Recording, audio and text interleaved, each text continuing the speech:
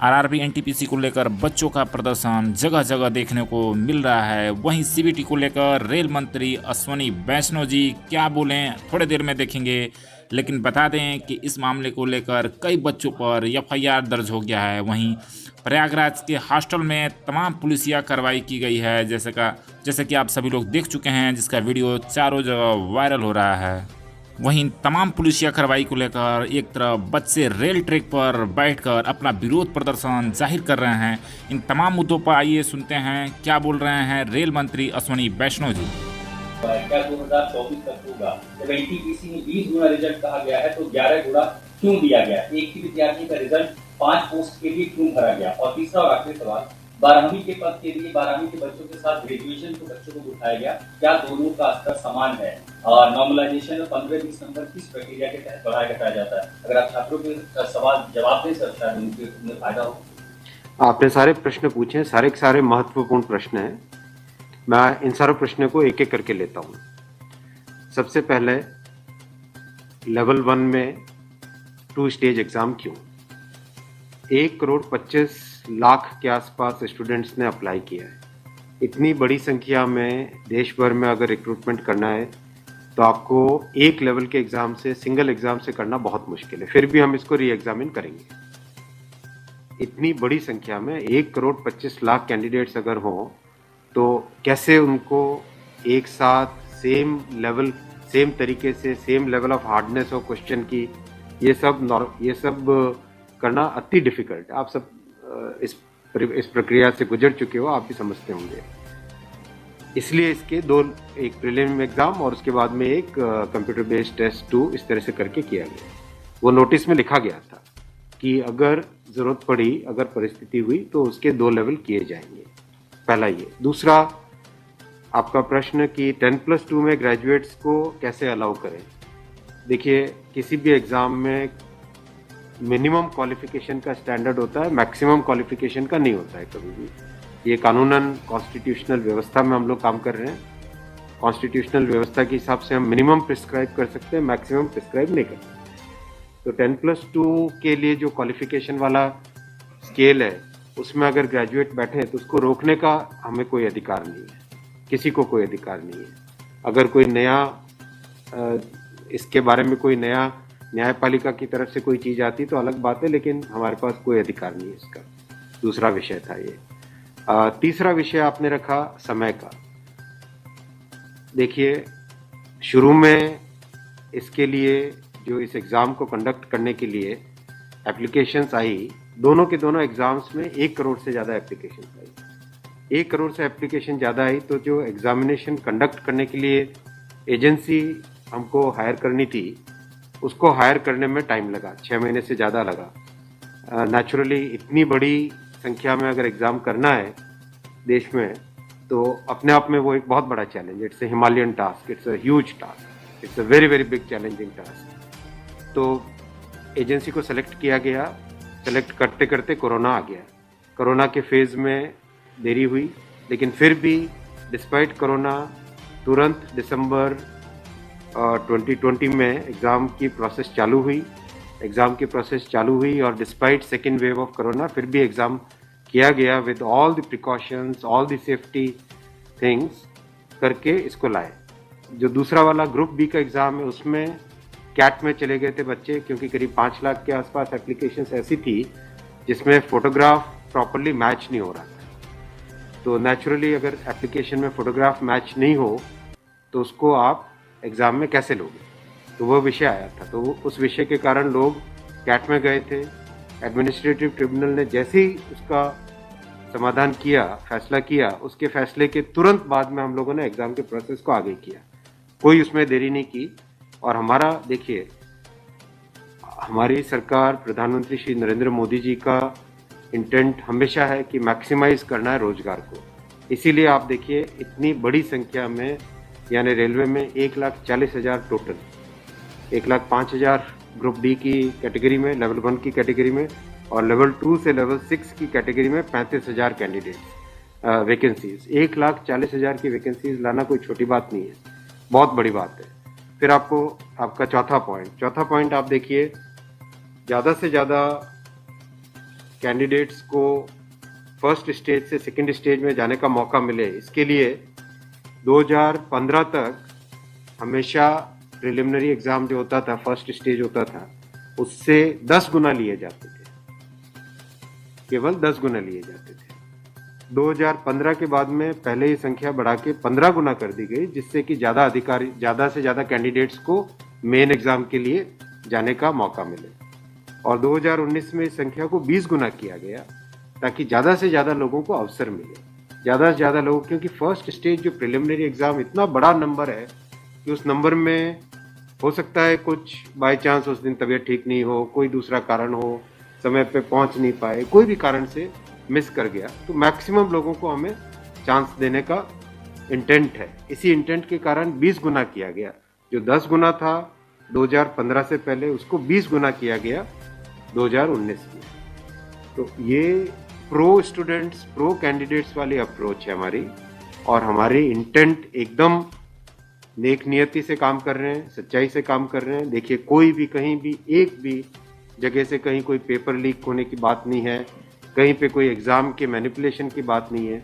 जो आज सिर्फ मुद्दा है, मुद्दा सिर्फ इतना है कि शॉर्टलिस्ट कैंडिडेट्स कितने किए जाए, यही मुद्दा है। इस मुद्दे को सॉल्व करेंगे, इसको भी हम बहुत सेंसिटिवली सॉल्व करेंगे। हमारे लिए छात्र हमारे साथी हैं, हमारे भाई हैं, हमारी बहनें जो एग्ज़ाम दे रहे हैं, तो हमारे लिए बहुत इंपॉर्टेंट है, हम इसको बहुत सेंसिटिवली हैंडल करेंगे। तस्वीर और दिखाई पड़ी बच्चों पर लाठीचार्ज कल रात को आपने देखा, अगर तस्वीरें दिखाई हो हॉस्टल में मैं आपको इतना बताना चाहूँगा कि जो लोग किसी भी अपनी खुद की संपत्ति को अगर जलाते हैं, खुद की संपत्ति पे अगर अटैक करते हैं, उसको डिस्ट्रॉय करने की कोशिश करते हैं, तो उसमें जो प्रक्रिया पुलिस की होती है वो होनी, अगर हुई है, मेरी बात आप इसमें स्पष्ट रखिए कि मैं छात्रों को कह रहा हूँ कि आपकी संपत्ति है, आप अपनी संपत्ति को जलाने के लिए क्यों बाहर निकले। और हम आपकी बात को शुरू से सुन रहे हैं। जिस दिन आपने पहले पॉइंट रखा, उसी दिन हमने तुरंत इसका, जैसे ही दूसरे दिन ही मेरे नज़र में आ गई थी बात ये, और दूसरे दिन मैंने तुरंत सारा ये टेबल मंगवाया कि आप मुझे एग्जैक्ट बताओ हर एक लेवल पे क्या वैकेंसी है। और हर एक लेवल पे एग्जैक्ट, जैसे लेवल 2 पे 5663, उसकी जगह 1,13,000, कितने गुने? 20 गुने। लेवल 3 पे 4,940, उसके अगेंस्ट कितने शॉर्टलिस्टेड? 98,833, 20 गुने। तो जो नोटिस के अंदर प्रक्रिया एग्जैक्टली उसके हिसाब से किया हर एक पे, level 2, level 3, level 4, level 5, level 6, हर एक पे एग्जैक्टली 20 टाइम्स किया गया है। इश्यू वो नहीं, इश्यू डुप्लीकेट नहीं, इश्यू यूनिक वाली बात आ गई। अब वो मुद्दा उनका है, क्योंकि इसलिए मुद्दा आ रहा है कि जिन लोगों ने तैयारी कर ली है उनको लगता है कि हमें एक बार और चांस मिल जाए, इसीलिए हम इसको बहुत सेंसिटिवली हैंडल करेंगे।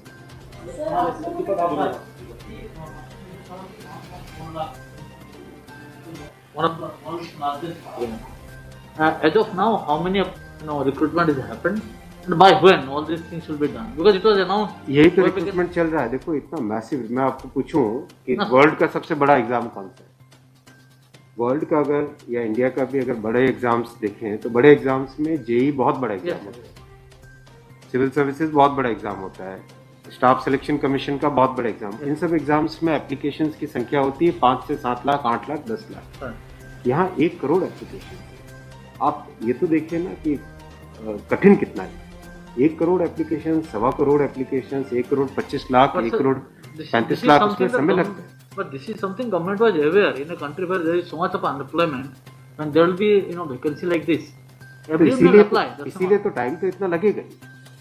अगर आपको इस एग्जाम को ढंग से करना है, इतना टाइम लगेगा, चाहे कोई करे। और उसके बाद भी आज देखा कि गया से आगजनी की तस्वीरें आ रही हैं।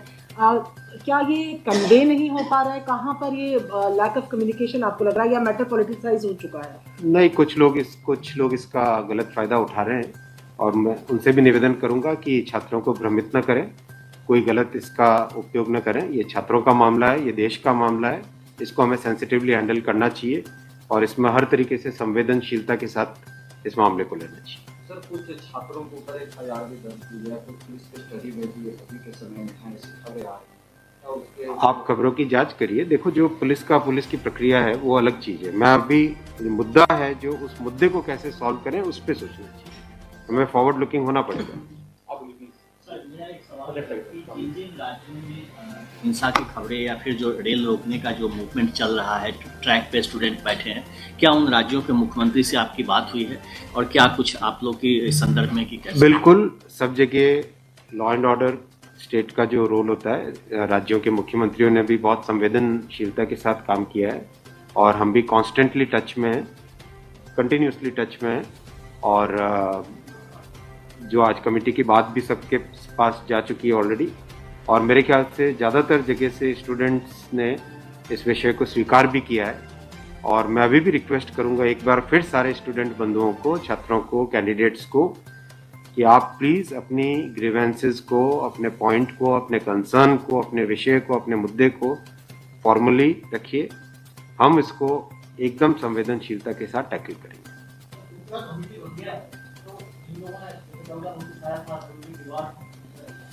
So that also be considered because they did not know that this is going to happen. नहीं, देखो, कमिटी एक बहुत ही सीनियर ऑफिसर्स की है और ये कमेटी हर चीज़ को, जितने भी मुद्दे इसमें आएंगे और हर एक मुद्दे को जल्दी से जल्दी, इसमें कमेटी का टाइम लिमिट भी दिया। कितना टाइम दिया हमने? टाइम लिमिट 4 मार्च तक। जो कमेटी की रिपोर्ट आने का क्या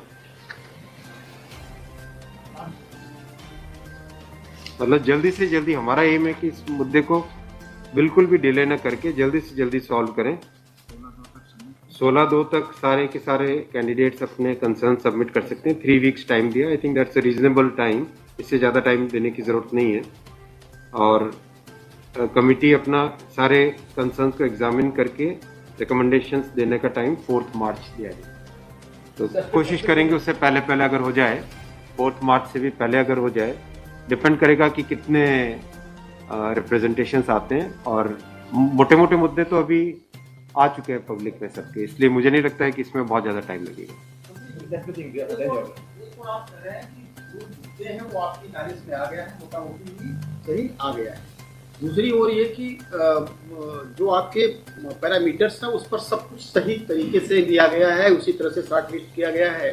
फिर इसमें प्रॉब्लम, फिर उसमें कमेटी आपको रिपोर्ट क्या करेगी और करेंगे क्या? इसका मतलब अगर चेंज करते हैं कुछ तो दूसरे एक बड़ा पक्ष और भी तो विरोध करेगा। हाँ, ये इसीलिए तो मैं आपको देखो बताऊं ना, एग्जैक्ट किसी भी लेवल पे नोटिस में जो लिखा था कि 20 गुना कैंडिडेट लेंगे, अगर आपके सामने टेबल रखा हुआ है, 5,663 की जगह 1,13,000 यानी 20 गुना, 4,940 के लेवल 3 में 98,833 20 गुना, 161 के अगेंस्ट 3223 20 गुना, 17,393 347 3,47,676 20 गुना, 7,124 वैकेंसीज के अगेंस्ट 1,42,413 20 गुना। एग्जैक्ट 20 गुना है हर एक लेवल का। अब स्टूडेंट्स क्या कह रहे हैं कि जिन कैंडिडेट्स ने एक से ज्यादा लेवल में क्वालिफाई कर दिया है, राइट, उसके कारण सपोज मान लीजिए लेवल 3 में जो लेवल 5 का कैंडिडेट है वो भी क्वालिफाई हो गया है जी, तो वो लेवल 3 में कोई एक कैंडिडेट को जो क्वालिफाई नहीं हुआ है, उसे लगता है कि अगर उसको यूनिक के हिसाब से काउंट करते तो शायद उसको भी एक मौका मिल जाता मेन एग्जाम देने का। बराबर है, ये मुद्दा है, मुद्दा ही है। अब जो नोटिस इनवाइटिंग एग्जाम है, एग्जाम का जो नोटिफिकेशन होता है, उसकी एक सैंक्टिटी है, वो कोर्ट का मैटर है, वो लीगल मैटर हो जाता है। एग्जैक्टली उसके हिसाब से किया गया एग्जाम का, एग्जाम को उसी हिसाब से कंडक्ट किया गया, उसी हिसाब से शॉर्टलिस्टिंग की गई। अब जब ये मुद्दा आया है तो इस मुद्दे को सॉल्व करने के लिए कोई ना कोई तो तरीका निकालना पड़ेगा, राइट? तो आपका जो प्रश्न है, आपका प्रश्न वैलिड है कि क्यों है। आपके सामने डेटा सामने रखे हुए हैं, डेटा आप सबके सामने है, बिल्कुल एग्जैक्ट डेटा है कोई, और ये डेटा हमने पहले दिन ही दे दिया था। जो टर्म कंडीशंस ऑलरेडी जब पब्लिसाइज किया जाता है, कोई पोस्ट होती है तो उसके लिए टर्म कंडीशंस ऑलरेडी पहले से घोषित होता है, उसके आधार पर ही ये सब कुछ किया गया होगा। हाँ बिल्कुल। फिर एक कमेटी या आपको कुछ रास्ता आप नहीं दिख रहा है क्या? ये जो कमेटी रिपोर्ट देगी क्या उसके अगेंस्ट देगी जो आपके टर्म कंडीशंस पहले वाले थे? बात वही है ना कि आपकी बात, तो फिर लोग कोर्ट जाएंगे। हाँ बात ये वही, निगरान होगा जो नहीं वाला नहीं, जी। अपने को तरीका ऐसा सॉल्व करना पड़ेगा, कोई तो ऐसा तरीका निकालना पड़ेगा जिससे कि जो लोग शॉर्टलिस्ट हुए हैं उनका भी करियर इफेक्ट ना हो, उनके प्रोस्पेक्ट्स भी कमज़ोर ना हो, और जो लोगों की ग्रीवेंस है उस ग्रीवेंस को तो एड्रेस करना पड़ेगा ना। जी। छात्रों का मुद्दा है और लोगों ने अगर ग्रीवेंस रेज की है तो हमारी ड्यूटी है कि उसको हमें एड्रेस तो करना पड़ेगा ना। लेकिन आप देख रहे हैं आपके सामने ये टेबल है, एग्जैक्ट हर एक लेवल पे 20 टाइम्स है, एग्जैक्ट। ये आप टेबल आप सब लोग देख लीजिए। और ये हमने जैसे ही शॉर्टलिस्टिंग हुई, कुछ लोगों ने मुद्दा उठाया, तुरंत मैंने आरआरबीज को क्लियर बोला था कि ये एग्जाम हमारी तरफ से एकदम ट्रांसपेरेंटली होना चाहिए और हर जगह एग्जैक्ट ये सब नंबर्स रखे गए। एक सवाल अगर आपके धन्यवाद, ठीक है। Thank you so much.